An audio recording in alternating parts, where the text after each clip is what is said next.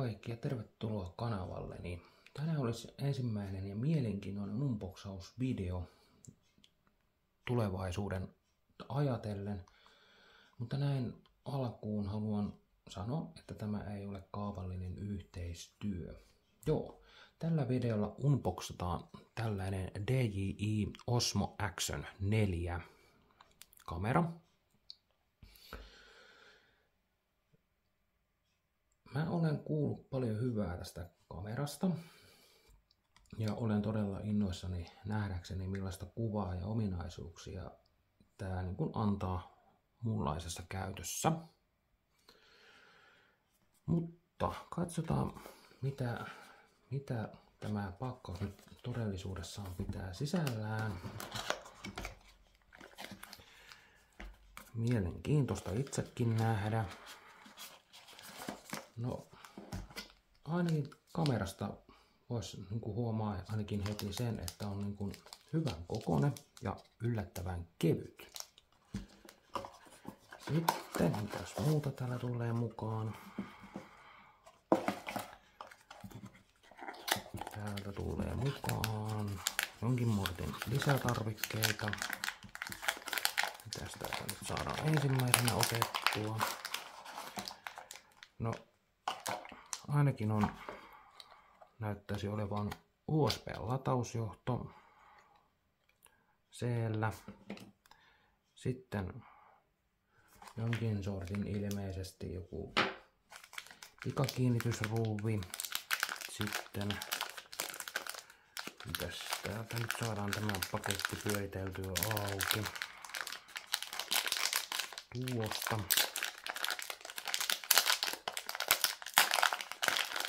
No, elikkä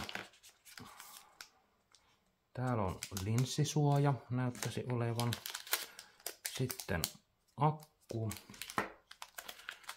Ja näyttäisi olevan jonkinnäköinen kaareva tarrakiinnike. Sitten pikakiinnitysadapteri. Ja suojakehikko tälle kameralle. Ihan näpsäkän oloinen, täytyy myöntää. Joo, katsellaan sitten miltä itse tämä kamera näyttää. Kun löydetään täältäkin nyt paikka, mistä tämä aukeaa. Tuossa noin. Näin. Täytyy sanoa, että on kyllä siistin näköinen. Ainakin omasta mielestäni. Ihan nätin näköinen näyttäisi oleva. Aika isolla on tää linssialuekin. Itse ainakin tykkään. On mieluisan näköinen. Mutta tosiaan, katsotaan minkä näköinen akku täältä löytyy. Tämän näköinen. Ihan mielenkiintoinen kyllä on tämä paketin sisältö. Sitten täältä löytyy tämä pikakiinnike, joka on kyllä mielestäni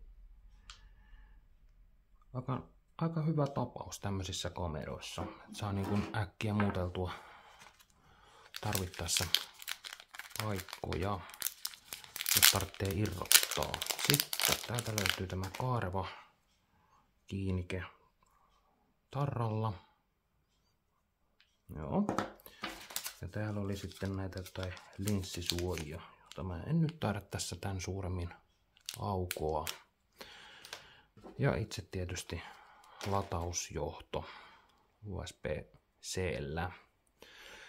Joo. Tosiaan. Sitten täällä näyttäisi olevan, mitäs täältä löytyy. Täällä on, mitenkäpä tää on, DJI:n omia tarroja ja käyttöohjeita. Joo.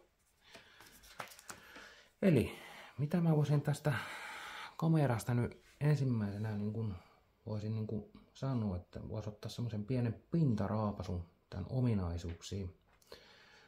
Eli kamera on varustettu terävällä 4K-tarkkuudella ja valmistajan mukaan kamerassa on myös vettä hylkivät kosketusnäytöt tässä edessä ja täällä takana.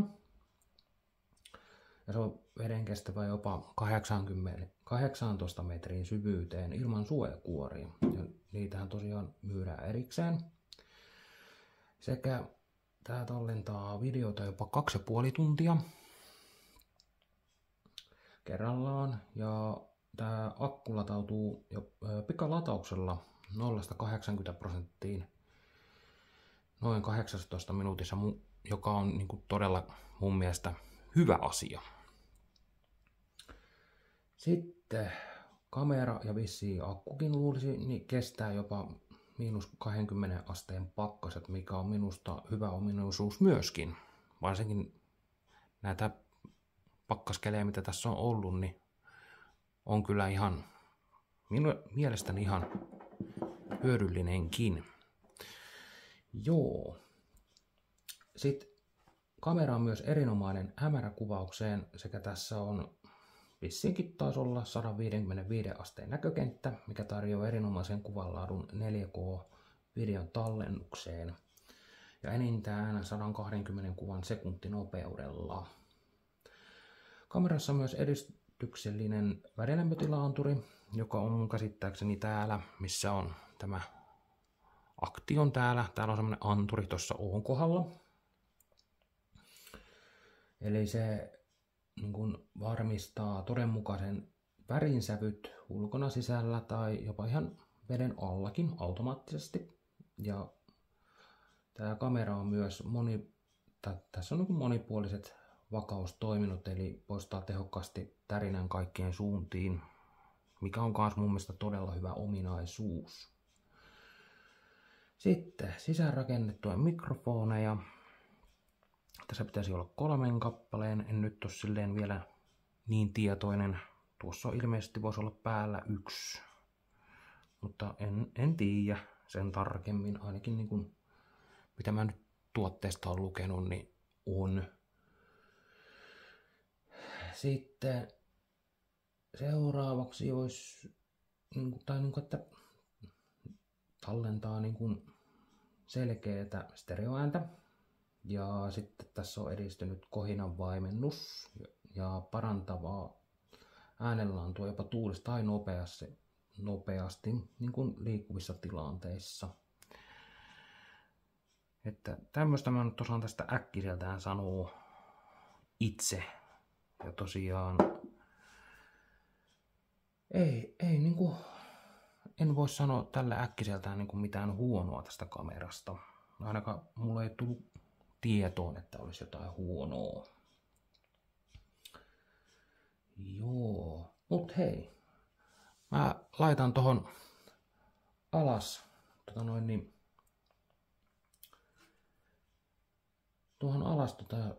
videon kuvaukseen niin kuin tarkempia tiedoja tästä kameran ominaisuuksista. En vitsi kaikkea tosiaan tässä luotella, kun niitä on niin paljon. Elikkä voitaisiin lähteä kokeilemaan tätä kameraa sitten ihan käytännössä. Ja lähdetään vaikka pienelle ajelulle ja katsotaan sitten lisää tästä kamerasta. No niin, nyt kun ollaan päästy tänne ratin taakse, niin katsotaan miltä tää kuva ja äänenlaatu tulee olemaan tällä kameralla tämän ajoaikana. Joo, eli vois kertoa sen verran tästä vielä, että syy miksi mä tämän kameran valitsin, niin mä tuossa tutkiskelin erilaisia kameroita ja GoProta. Ajattelin ensimmäisenä hommailla, mutta sitten mä satuin näkemään tämän mallin. Ja sitten vielä tutki asiaa paremmin, niin tämähän on osoittautui sitten niin kuin paljon paremmaksi ominaisuudet ja tämähän on ihan tutkittu silleen, että tää on niin kuin taistelee kuninkaan tittelistä GoProta vastaan tämä malli. Sehän sehän oli kans yksi osasyy, minkä takia mä sitten valitsin tän. Tosiaan tätä kameraahan voi käyttää myös live-streamingiin ja sitten webkamerana, mikä on mun mielestä kans aika hyvä ominaisuus. Ja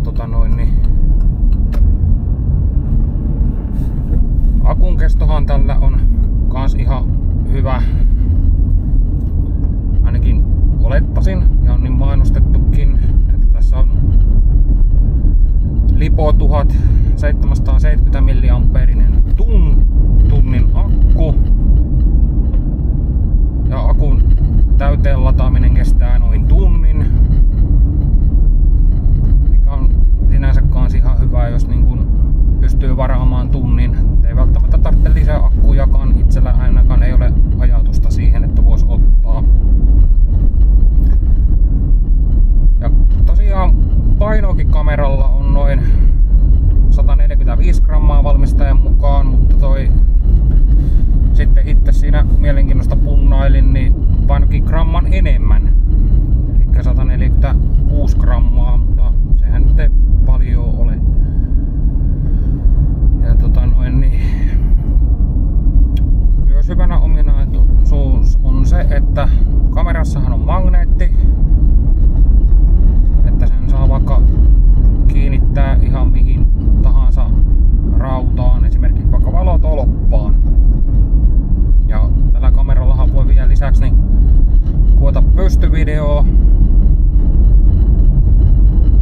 Ja tässä on kääntyvät näytöt, voi kääntää vaikka ylös alasinkin, niin se kääntää se automaattisesti oikein päin. Ja senhän saa kyllä asetuksista muutettua sen, että se ei tee niitä kääntömahdollisuuksia. Sitten täällä pystyy ottaa valokuvia sekä tallentelee erilaisia säätöominaisuuksia, esimerkiksi vaikka uimiselle omat asetukset pystyy tallentamaan, että saa niistä asetuksista sitten pikanäpättyä, että saa ne pikavalinta